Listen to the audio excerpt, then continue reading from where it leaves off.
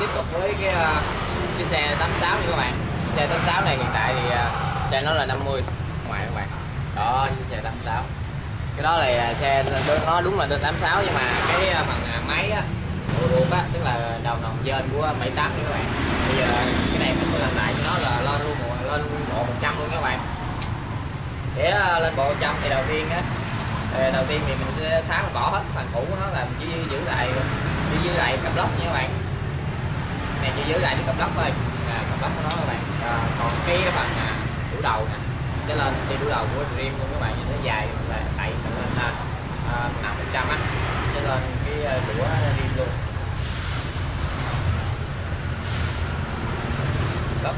Lốc bơm nhớt này, lốc bơm nhớt các bạn. Thì cái này mình cũng lên một cái bộ cái ti bơm nhớt mới của Dream luôn các bạn.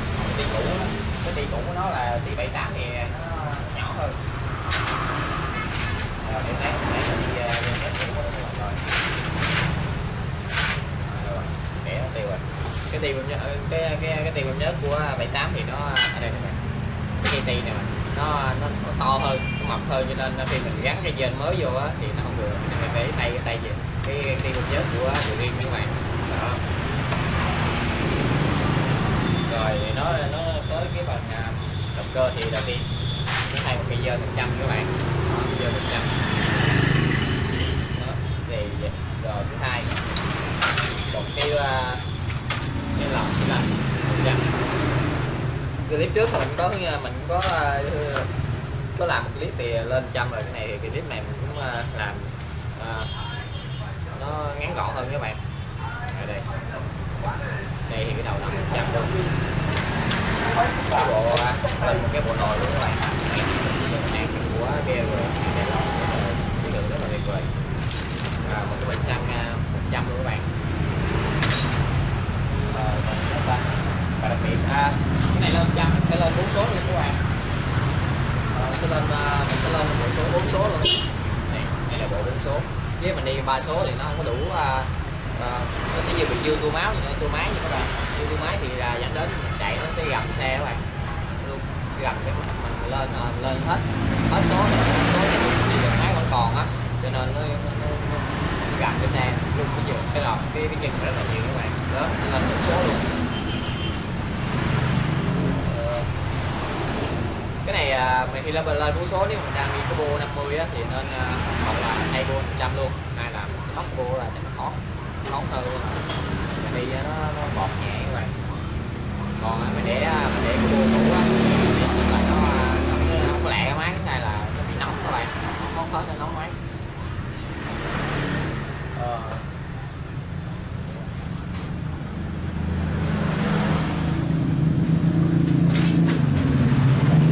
Cái này là 86 đúng bộ lửa của nó luôn các bạn. Đúng bộ lửa của nó luôn, mà rất là hữu từ. Cái này khách đi nước á, nước nó vô á, giờ đèn nó mờ lửa lên chết này thì mình từ đó khách luôn. Này có một cái bộ lửa của BR hay mình non thì chất lượng thì rất là bảo. Còn cái là chỉ được chín thôi. Bộ lửa 86 này đèn rất là sáng các bạn. Nó tới 246 6 cuộn đèn rất là sáng, mà giờ nó hết sáng rồi. Cái lên ga lớn nó đèn mới lên được. Thì vẫn là thay luôn cái bộ lửa các bạn. Cái hàng bộ điện này của xe BR, của 81 là của BR luôn các bạn. Trên thì hiện tại thì cái đồ 81 này thì sử dụng BR là đảm bảo chất lượng các bạn.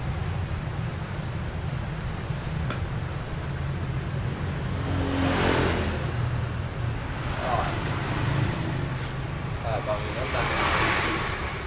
Đúng rồi, có cái này mình khi mà lên 100, khi mà lên 100 thì mình sẽ lên sinh cam nữa các bạn. Hay lên sinh cam 84 mắt các bạn, đi 84 mắt. Còn xe 50 70 nó sử dụng mắt 2 mắt thôi, này sẽ lên 84 luôn.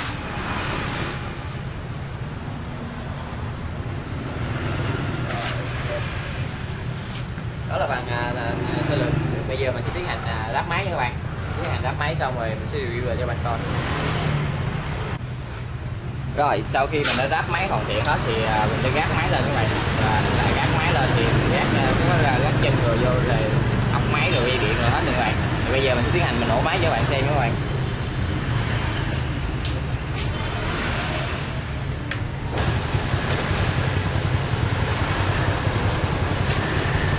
Cái này đạp rất là nhạy nổ các bạn, nhạy nổ thôi. Thì tầm nói chung mình đáp máy canh chuẩn thì là mình đạp rất là nhẹ nhàng nhạy nổ. Rồi thứ hai á, thì cái này mình lên nguyên bộ đầu nòng dên của đầu nòng dên 100 á thì nồi luôn á, thì nó rất là đồng bộ các bạn, đồng bộ nè.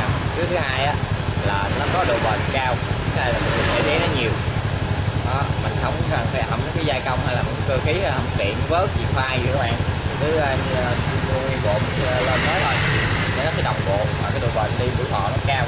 Và thứ hai là nó tiết kiệm xăng nha các bạn. Cái này mình đi tour nè, mình đi tour đi phượt hay là mình đi làm hay đi cà phê hoặc đi thoải mái hết các bạn.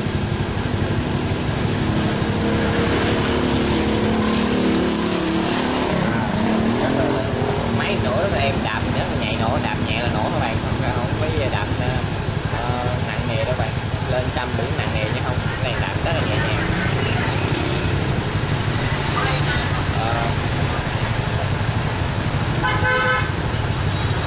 Cái này khi mình chạy một thời gian thì cái phần cái hệ bắp nó giãn ra, mình canh lại một xíu nữa là được.